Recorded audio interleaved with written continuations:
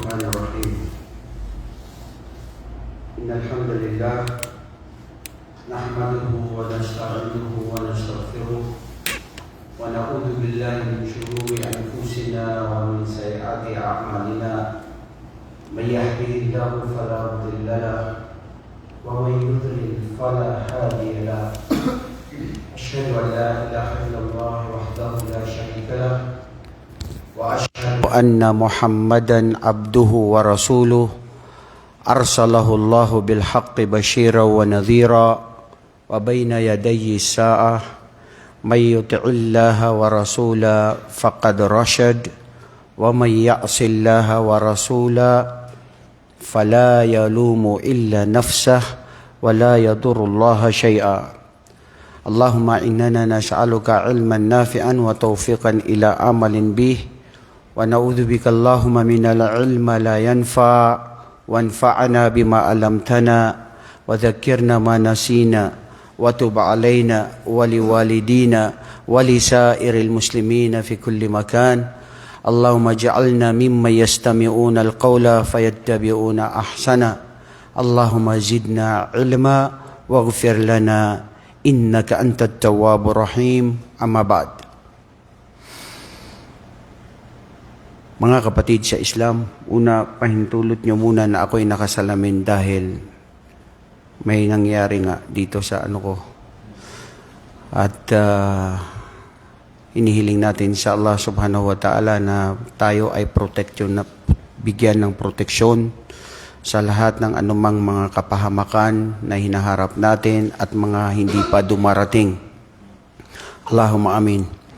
Pahabain panawa ang buhay natin sa paggawa ng kabutihan na maging kalugod-lugod sa Kanya ang bawat segundo, oras, araw na ating inaalay dito sa mundong ito dahil ito na kasi ang buhay natin at ito na yung oras natin at ito na rin yung ating matatamo sa araw ng paghukom at ito rin ay ating makakamtan sa paglipas natin dito sa mundong ito o tayo ay mamayapa at darating sa ating libingan. Allahumma amin. Ya Allah, Allahumma barik lana, waghfir lana, wazidna ilma. Innaka antat tawwabur rahim. Patawarin nawa tayo ng Allah sa mga pagtitipong ito, dagdagan ng ating kaalaman at may sagawa natin ng anumang ating mga nalalaman sa mga ating naririnig sa turo ng ating relihiyong Islam. Kung ikaw, isang tao, na tayo na nandirito ngayon, matanong ko kayo, sino kanina yung nagdasal ng sunnah after ng Jum'ah? Please, let us be frank with ourselves. Maging totoo tayo. Yung nag-pray ng sunnah, pakitaas ang kamay. Sunnah, ha? After Jum'ah. After ng Jum'ah. Mashallah. Yung totoo lang. Walang problema kasi alam ng Allah sino eh. 3, 4. Yung iba hindi. Di ba? Oo. At kayo rin ang mga nanonood. Kanina yung nag-pray ng Jum'ah, may lumabas diretso agad-agad, mayroon naman nagdasal. Ganon din, may mga tao na may nakita tayong mahirap, binigyan natin. Yung iba, mayroon tayo, hindi natin binigay. Tama? Okay, very good. Ganon din, sino ngayon yung nakapag-ayuno ng 6 na araw ng Shawwal, na natapos na niya yung 6 na araw? Mashallah, 2, 3 lang. Yung iba, hindi pa, hindi ba? Ganon yun. Ganyan kasi ang tao. Iba-iba. At hindi pare-parehas. Sa hadith na matatagpuan sa Bukhari at Muslim, hadith ni Talha ibn Ubaidah. Si Talha radhiyallahu anhu ay nariwaya niya sa hadith na ito dumating ang isang tao, ja'a rajulun ala arabiyyu ila nabi alayhi salatu wassalam. Faqala aw su'il, sa'ala Rasulullah sallallahu alaihi wasallam, ya Rasulullah, akhbirni anis salah. Faqala an-nabiyyu alayhi salatu wassalam, as-salatu al-maktuba, as-salatu al-khamsa, illa at-tatawwu. Faqala akhbirni anis sawm, anis siyam. Faqala Rasulullah sallallahu alaihi wasallam, as-siyamu syahru Ramadan illa at-tatawwu. Faqala akhbirni anis zaka. Faqala Rasulullah sallallahu alaihi wasallam akhbarahu anil sha'irid din. Faqala rajulun, wallahi alladhi akramaka Allah, la atatawwu dhalika, aw fi riwayatin ukhra la azidu dhalika wala anqusu dhalika ma faradallahu alayya. Faqala an-nabiyyu alayhi afdalu salatu wassalam, qad aflaha in sadaq. Dumating ng isang tao kay Propeta sallallahu alaihi wasallam, ayon kay Talha bin Ubayd, at sabi niya, nagtanong siya sa propeta, o sugo ng Allah, sabihin sa akin kung ano ang ipinag-uutos sa akin ng Allah na pagdarasal o pagpapatira pa. Sabi ni Propeta sallallahu alaihi wasallam, ang pagpapatira pa ng 5 beses sa isang araw. Maliban na lamang kung sino ang magdadagdag at tatawo. Ang tatawo, mga kapatid, yung mga nawafil, yung mga ginagawa nating sunnah. Sabi naman ng taong ito uli, o sugo ng Allah, sabihin sa akin, anong pinag-utos ng Allah sa akin sa pag-aayuno? Sabi ni Propeta sallallahu alaihi wasallam, ang pag-aayuno sa buwan ng Ramadan, maliban kung sino ang magdadagdag. At sabi ng taong ito, ano ang ipinag-uutos sa akin ng Allah patungkol sa zakah? At sinabi ni Propeta sallallahu alaihi wasallam ang lahat ng patungkol sa sinasabing haligi ng Islam o tungkol sa Islam. At sinabi ng taong ito, wallahi, sabi niya, sugo ng Allah, ikaw na kinahabagan at kinalugdan na bilang dakila na propeta na sinugo ng Allah, na sinaksihan ko, lahat ng sinabi mo, gagawin ko, pero hindi ako magdadagdag. At hindi rin ako magbabawas. Sabi ni Propeta sallallahu alaihi wasallam, katotohanan, ang taong ito ay kasama sa mga magtatagumpay kung siya ay makatotohanan sa kanyang sarili, sa kanyang sinabi. Unawain natin mabuti ang hadith. Anong sinabi ng lalaking yon? Hindi ako magdadagdag. Tama? Anong ibig sabihin? Anong naintindihan natin doon? Walang sunnah, Masya Allah. Ang pag-aayuno, hindi rin siya magsusunna.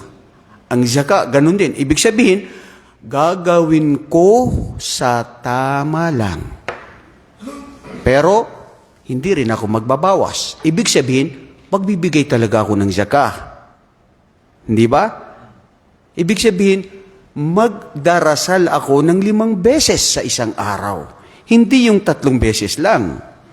Kana baka kinamais. Ha? Hindi yung kailan lang gusto mo. Hindi yung mga tao na nagdarasal lang sa araw ng Friday. May mga Muslim, bro.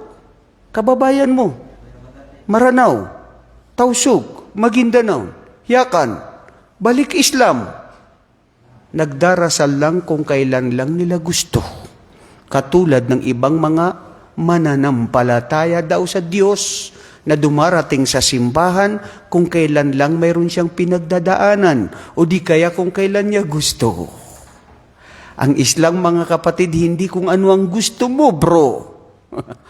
Kung ano ang gusto ng iyong tagapaglikha dahil ikaw ay isang alipin. Nagkakaintindihan ba ang madlang people? Mga kamusliman, tayo dito sa mundong ito, Iba't iba uri ang tao ng mga mananampalataya. Kaya bagat naman ito ay tinawag na may tinasabi ang mga pantas na maratibul iman o maratibul mu'min. Ito yung mga uri o klase ng mga mananampalataya. Lahat tinawag ito ng mga pantas, mananampalataya. At sinabi rin ito ng Allah subhanahu wa ta'ala sa Suratu Fatir, verse 32. Kung ikaw at ako na nakikinig ngayon ay napapabilang dito, magpasalamat ka sa Allah. Pero, wag sana hangarin, layunin natin na mapabilang doon sa unang klase. Dapat doon tayo sa pangatlong klase. Kung hindi mo kaya sa dalawa, kung hindi mo kaya sa tatlo klase, na siyang pinakaangat, na siyang pinakasagrado, na siyang pinakamalugod, at siyang pinakamamabuti, at least doon ka sa pangalawa. At kung mapabilang ka naman doon sa pangatlo, kailangan kapatid ay i-correction mo ang sarili mo kung nasaan ka.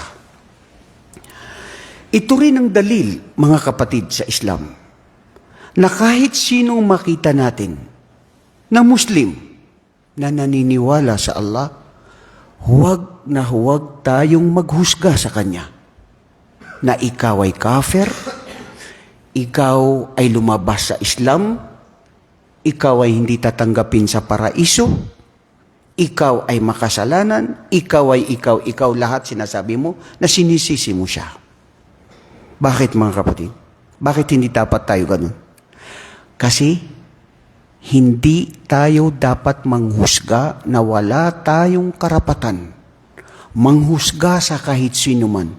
O gawin natin na sabihin natin na kafir ang isang tao, tandaan, manhaj ahlus sunna wal jamaa, ang mga ahlus salaf, hindi tayo nagtatakfir, maliban na lamang kung makitaan natin ng kondisyon ang isang tao na Muslim na nandoon yung kondisyon na pwede siyang tawaging kafir. Pwede tayong mag-kafir. Sabihin kafir. Bakit sino? Nag-kafir ang isang tao na Muslim, Maranao, Tausug, Maguindanao, Niacan, o bumalik sa Islam at nag-kafir muli o nagmurtad.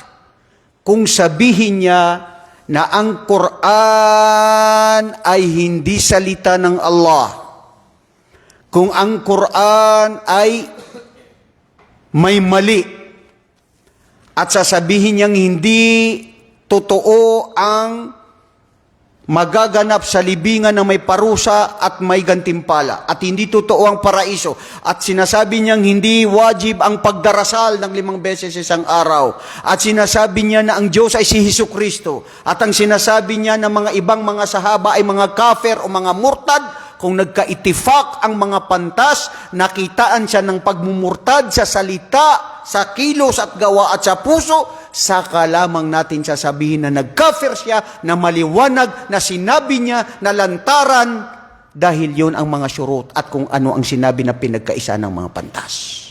Pero kung wala tayong makita na hindi mismo si Propeta sallallahu alaihi wasallam ang naghukom, nagsabi, at mismo ang Allah ang nagsabi, o mga pantas, kailanman wala tayong karapatan. Bakit?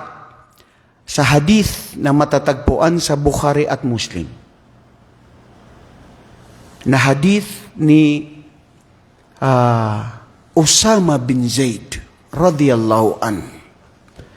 Ba'athana Rasulullah sallallahu alaihi wasallam ila Juhayna, al-Ikrimat al-Juhayna, isang lugar na kung saan kami ay pupunta at natagpuan namin ng isa sa mga nagmunafik, o gusto kaming paslangin o kami ay papaslangin, makikipag-anuhan sa kanila. Inunahan siya, at bago niya unahan, pinagsabihan siya ng isang ansar na wag siyang paslangin. Ngunit si Usama bin Zaid, dahil ito ay sa kanyang ang taong ito ay siya ay nagsabi ng La ilaha illallah. Papaslangin na siya, pero tinuluyan siya. Noong matuluyan niya, na nagsabi ng La ilaha illallah, ja'a hadal khabar ilan Nabi sallallahu alaihi wasallam ilal Madina. Dumating ang balitang ito kay Propeta Muhammad sallallahu alaihi wasallam sa kanya sa Madina. At nung nasabi ni Propeta sallallahu alaihi wasallam, Ya Usamata, akatalta nafsan, qala la ilaha illallah. Ya Usamata, akatalta nafsan man qala la ilaha illallah. Faqala Usama radhiyallahu anhu fi riwayatin ukhra innama qalaha khawfan minas silah.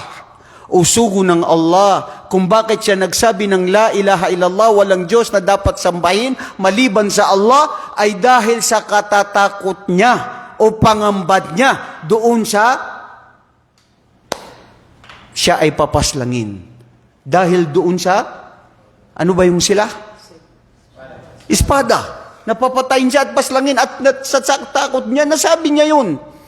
Faqala Rasulullah sallallahu alaihi wasallam, asyakakta an kalbiha aw al kalbihi hatta an fi qalbiha hatta ma aqalaha aw qalahu. O Usama, bakit napasukan mo, batid mo, alam mo kung anong nasa puso niya? Hatta ito ay sabihin niya na la ilaha illallah. Alam mo ba na ang puso niya ay totoo? Alam mo ba na ang puso niya may pag-aalinlangan? Sino ka? Sino tayo na magsabi na sa taong ito ay naghusga tayo na hindi mo alam? Wallahi, sabi ni Usamata radhiyallahu anhu, hatta anni tamannaytu lam akun aslama hadha al-yawm lianna kana yuqariruha Rasulullah sallallahu alaihi wasallam. Hanggat nasabi ko sa sarili ko na sana sa mga oras na ito na hindi pa ako nagmuslim, sana hindi pa ako muslim sa oras na ito, sa hapdi, kirot at sakit at insulto na natanggap ko sa propeta sallallahu alaihi wasallam, na ako ay humusga sa isang nafs, sa isang tao na hindi ko pala dapat hinusgahan. Mga kapatid, nakuha natin ang aral.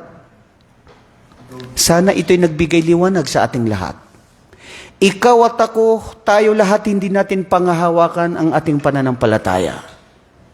Ito ay nasa mga daliri ng Allah, sa kanyang kapasyahan, sa kanyang kamay, kung ikaw ba ay pananatilihin sa Islam o kung ikaw ba ay gagawing muling Kristiyano o Hudyo o mamatay na mapagtambal sa Allah, na mapanghimagsik sa Allah.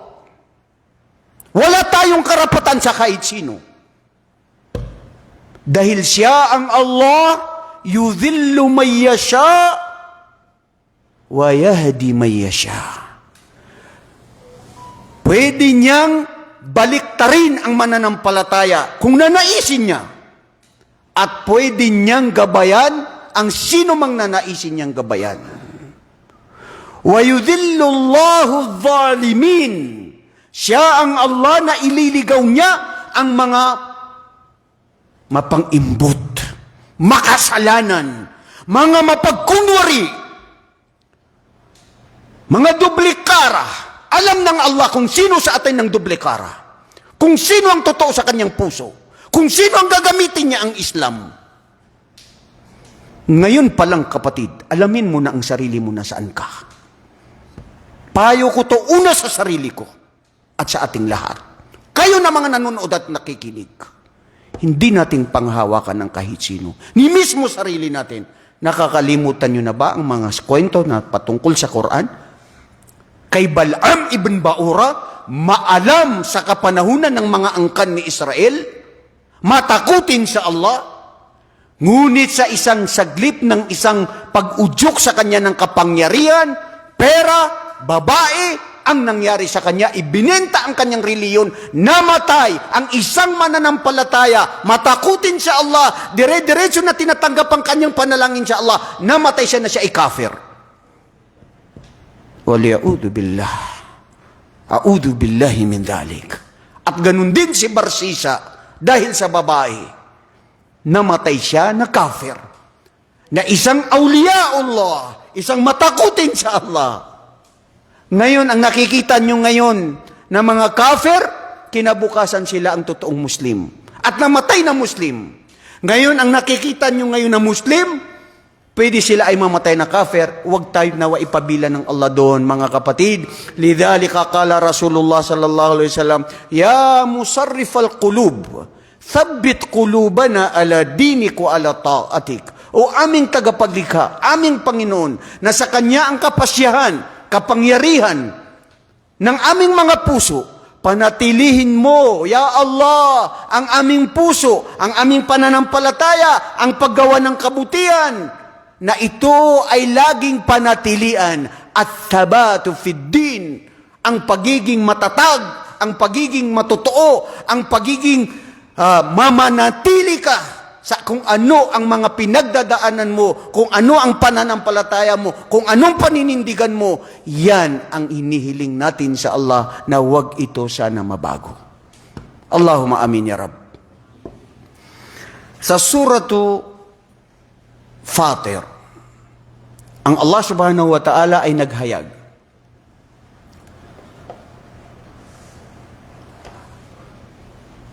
بعد أعوذ بالله من الشيطان الرجيم ثم أورثنا الكتاب الذي استفينا من عبادنا فمنهم ظالم لنفسه ومنهم مقتصد ومنهم سابق بالخيرات بإذن الله ذلك هو الفضل الكبير الله أكبر Dhalika huwal fadlul kabir. Ikaw na nanonood, kayo mga kapatid na nandito. Ngayon, itong tatlo na ating pag-uusapan ngayon, tignan natin saan tayo nandito sa tatlong ito. Ang ganda maganda. Dito mo makikita at makikilala ang sarili mo. Ha? Tama. Kilala mo ba sarili mo? Ha? Kapatid na Ibrahim? Kilala mo sarili mo? Ikaw, Mustafa, kilala mo? Hindi mo kilala sarili mo? Hindi mo alam kung ano ka? Tao ka, pero alam mo kung ano ka? Sarili mo? Ha? Ikaw, Muhammad, kilala mo sarili mo? Ha? Ha? Hindi mo rin kilala sarili mo? Naunsa ni ka mo, unsa ning mga tawa ni siya? Dili niya kilala. Kung hindi mo kilala ang sarili mo mismo, makakilala ka pa ng ibang tao, makikilala ka nila, nag-uusga lang yung mga tao, judgmental lang ang mga tao. Ha? Unsa? Basa na ako sa ID o ikapa. Dili na siya akong giingon bay. Nag-ingon man ko, kilala imong kinabuhi, imong sarili, kung ano ka sa sarili mo. Kaila ka ba sa imong sarili? Ikaw ba ay totoo? Peke ka ba? Ha? Okay? Ikaw ba ay ayan, scammer. Ayan. Ang daming scammer ngayon dito sa social media. Ha? Kung ikaw ba ay makatotohanan, kung ikaw ba ay sinungalin, kung ikaw ba ay duplikara, kung ikaw ba ay munafik. Kilala natin sarili natin, wallahi mga kapatid. Kung ilala ko ba ay mahina, duplikara, doble-doble. Ibig sabihin, hindi, ibig sabihin nun ay munafik. Yun ang munafik. Yung hindi totoo. Doble ang mukha. Kaharap mo. Ustad, mashallah, alam mo, ustad, ganito. Tapos, duplikara. Yan. Kaya mga kapatid, ang Islam, hindi natin tinitignan ng tao sa anyo ng kasuotan. Hindi natin tinitignan ang tao sa kung ano ang kanyang panlabas.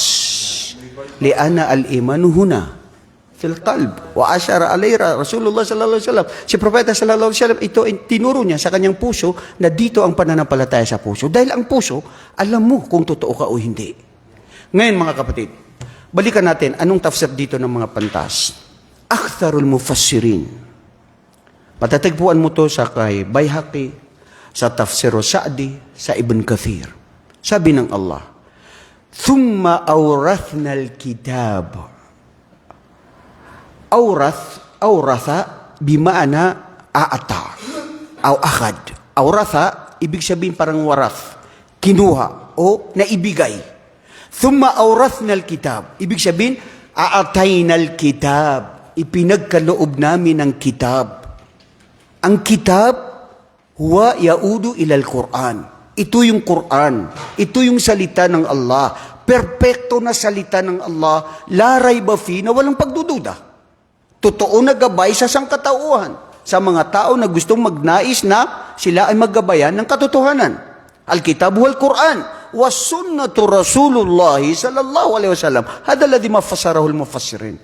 Al-kitab, ito yung Quran, at of course, ano rin yung sunnah ni propeta. Dahil si propeta sallallahu alaihi wasallam sinabi niya ay al-kitab al-Quran at thumma alladhi mithlahu, ay ibig sabihin kung ano yung sunnah ni propeta Muhammad. There are only two sources of major sources of Islamic laws. This is the Quran and of course the sunnah of the Prophet sallallahu alaihi wasallam. Yung ibang mga pantas, ginamit na nilang ijma wal qiyas. Pero the main two major sources, Quran lang at saka sunnah. Hindi ka maliligaw, bro.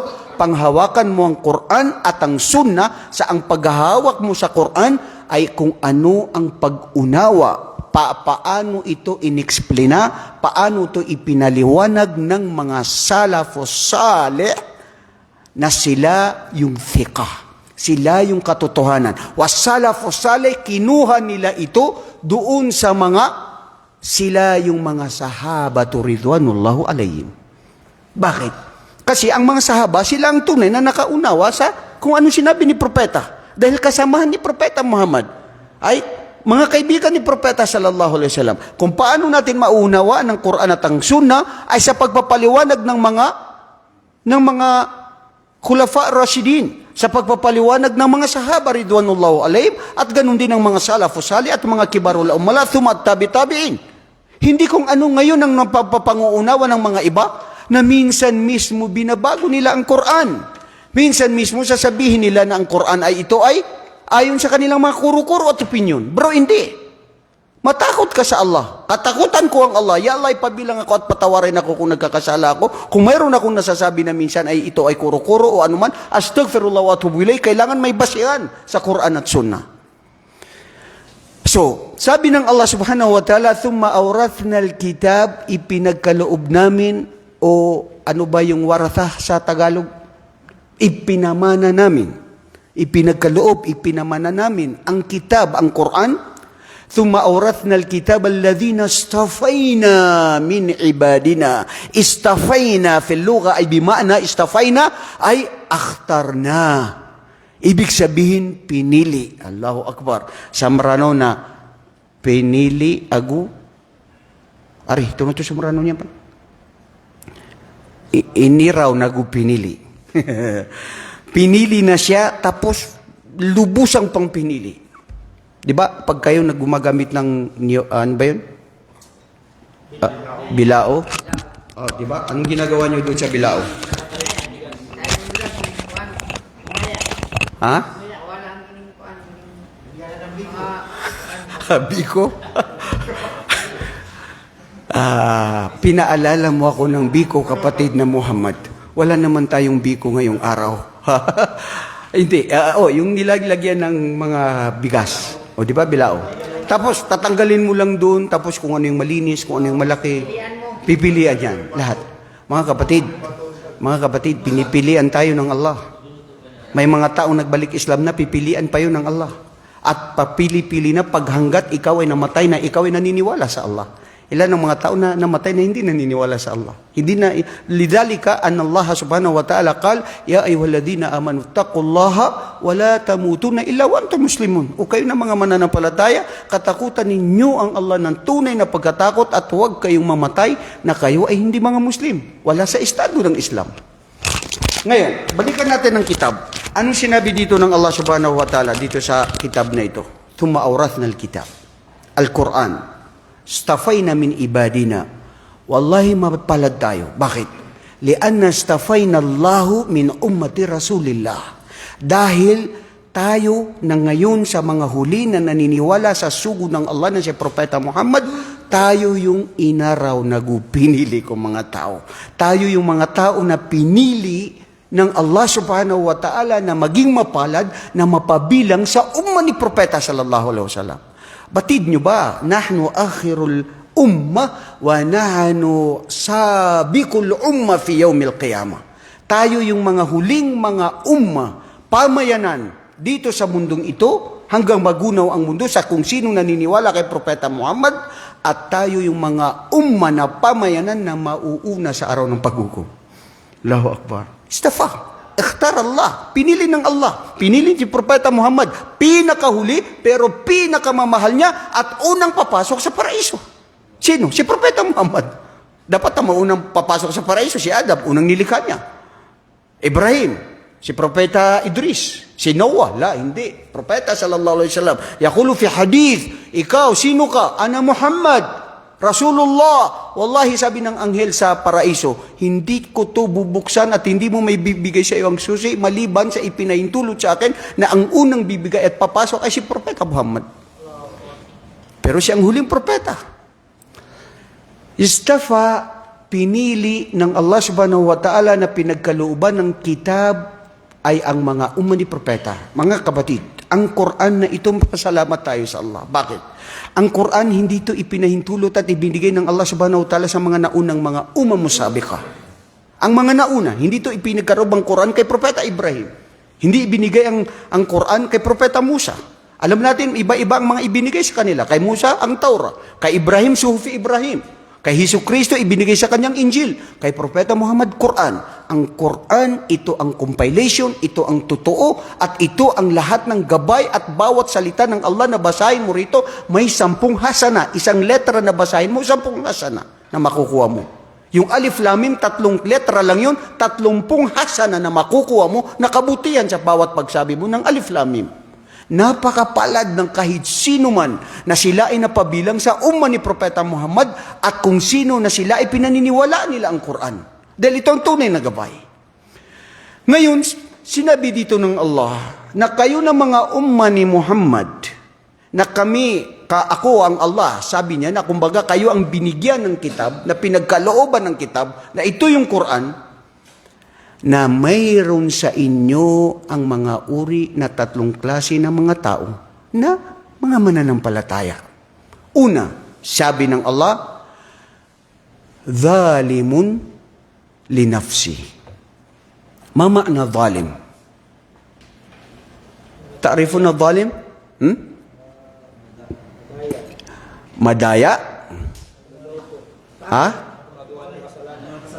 Okay, very good. Ang zalimun li nafsi ay huwal mu'min, huwal muslim, lam yakhruj min al-millah, walakin huwa sahibul kabair, wa huwa murtakibu al-tarkul wajibat, wa yatrukul wajibat.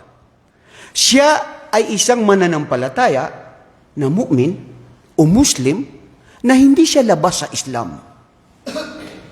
Ngunit siya ay hindi gumagawa ng mga ipinag-uutos ng Allah. Allahu Akbar. Sino yun, Ustad? Tanungin mong sarili mo. Kung may kilala ka o ikaw mismo sarili mo. Hindi siya nagdarasal ng Fajr o nagdarasal minsan lang.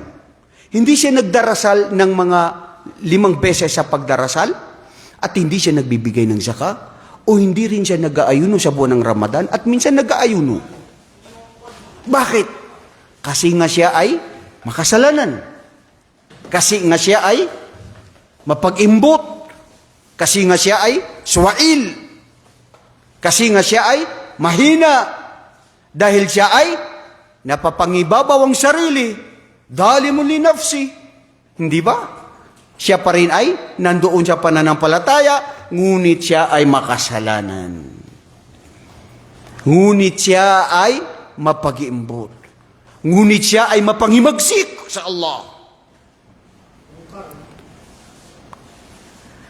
So sila yung mga zalimu li nafsi. Mga tao na ngayon ay nakikita natin, kasamahan natin, kaibigan natin, pamilya natin mismo siguro mayroon. Nagdarasal kung kailan niya gusto. Mag-aayuno kung kailan niya gusto. Pag namatay ka dyan, sa oras na ikaw ay pabaya sa mga ipinag-uutos ng Allah, maaari ikaw ay makapasok sa impyerno. Bro, ulitin mo, Ustad. Makapasok sa impyerno. At kung ikaw ay namatay sa oras na ganyan pa rin, na nagtambal sa Allah, nag-shirk, naniwala sa mga salamangkero, sa mga manghuhula, sa mga mangkukulam, sa may mga kaalamang itim, na pinaniwalaan mo sila, pumunta ka sa kanila, nagtambal ka sa Allah, namatay ka na kafir. Impyerno ang pasok mo. Hindi tayo nag-uhusga, walyaudu billah, pero ito'y nasa hadith ni Propeta sallallahu alaihi wasallam. Ang sino mang namatay sa oras na siya ay nagtatambal sa Allah. Ngayon, puntahan natin ang mga muqtasid. Man humul muqtasidun? Al-muqtasid humul ladhina ataw bil wajibat wa taraku al-munkarat. Subhanallah. Sila yung mga isinasagawa nila ang mga pag-uutos ng Allah, ang 5 beses sa isang araw, ang pag-aayuno sa buwan ng Ramadan, at umiiwas din sila sa mga ipinagbabawal ng Allah. Umiiwas sila sa zina, umiiwas sila sa pag-inom ng alak, sadiki, droga, shabu, marijuana, lahat ng mga ipinagbabawal ng mungkar, iniiwasan nila ito dahil takot nila sa Allah at gumagawa sila ng mga kabutihan ng mga ipinag-utos ng Allah. Di ba? May mga tao na ganyan? Correct. Meron. Kumpara doon sa una na makasalanan na talaga. Na minsan lang kung kailan niya gusto na gumawa ng pag-ibada. Kung minsan lang kailan niya gusto na sambahin ng Allah. Kung ano ang gusto niya at hindi gusto ng kanyang Panginoon. Walyaudu billah, sana wag tayo ipabila ng Allah sa mga dhalimun li nafsi, although sila ay mananampalataya kuno sa Allah, although sila ay ganyan ang mga ginagawa nila, nagsasayawan, kumakanta, gumagawa ng mga muharram, pero kung sila pa rin ay mga Muslim, patnubayan sila ng Allah, gabayan sila ng Allah. Hindi natin alam kung sino, ikaw, ako, maari magbago din ang ating puso sa bandang huli. Dahil hindi natin panghawakan, Muhammad, ang ating pananampalataya. Inihiling natin sa Allah na patibayin tayo. Muqtasid, Masya Allah, napakaganda ng muqtasid. Nandun ka sa middle. Ari, ha? Di ka di man ng bayang. Pagiwas ka kung mga inisa paro Allah. Yan ang totoong Muslim.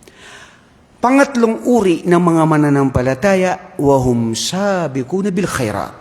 Sila yung mga asabiqum bil khairat, nakikipag-unahan sa paggawa ng mga kabutihan. Wa man hum haula, mawasfu haula, haula alladina ataw bil wajibat, wa humul ladina tarakul munkarat, wa zadu minal wajibat, wa fa'ala ma kullu ma amara Allahu bihi hatta sunnati Rasulillahi sallallahu alaihi wasallam. Sila yung mga isinasagawa nila ang lahat ng mga pag-uutos ng Allah at ipinagbawal nila ang mga pinagbabawal ng Allah at nagdadagdag pa sila ng mga gawain na dagdag sa mga ipinag-uutos ng Allah. Kanina, tinanong ko sa inyo, sinong nagsunna? After Jum'ah, may nagsunna, may hindi. Sinong nagsawal, nakatapos ng 6 na araw, may nakatapos, may hindi pa nakatapos hanggang ngayon, umahabol-habol pa. Yan ang mga tao, yan ang mga mananampalataya, wahumul mu'min, sila pa rin ay mananampalataya, naniniwala sa Allah, kaisa ng Allah, pero nagkakaiba-iba ng mga, nagkakaiba-iba ng sistema? Nagkakaiba-iba ng pangkat, nagkakaiba-iba ng uri, nagkakaiba-iba ng pinabibilangan. Hindi ba, bro? Ha? So, yung mga sabiqul bil khairat, mga kapatid, al-amthalu haula, ang mga katulad nito, sila yung mga tao na nakapag-hajj, na gusto pa nila uli mag-hajj. Allahu Akbar.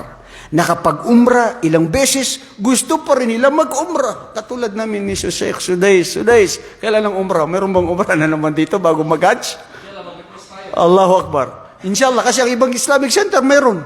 Umrah is sunnah, pero bakit mo pa rin gusto? Wallahi, mahal ko ang Allah. Mahal ko ang Kaaba. Gusto ko magdagdag. Bakit gusto ko lang makaupo? Bakit gusto lang ako matulog? Bakit hindi ko gamitin ng lakas ko? Bakit hindi ko gamitin ng oras ko? Bakit hindi ko gamitin ng yaman ko na habang mayroon pa pwede akong magbigay? Bakit ko kinikimkim? Bakit ko itatago? Mamatay ako, pag-aawa-gawa ng pamilya ko, mawala, sayang, puso ikaw. Ikaw ang kawawa. Samantala, mga kapatid, sino ba yung may tissue? Para ako nagkakaluha na dito. Samantala, ang yaman natin, bro, sino yung mayaman sa inyo? Mayaman sa inyo. Masya Allah, sinong may mayaman sa inyo? Ha? Allahu Akbar. Mayaman sa pagmamahal. At sana ang pagmamahal sa tama. Gamitin pati ang pagmamahal. Kapatid na Adam, ang pagmamahal, gamitin sa tama. Hindi gamitin sa kung anong kagustuhan ng pusok ng dibdib, ng kagustuhan ng sarili. Pero Ustaz, paano po yung gumagawa ng mabuti pero nagdidiba sila at saka nagliliba?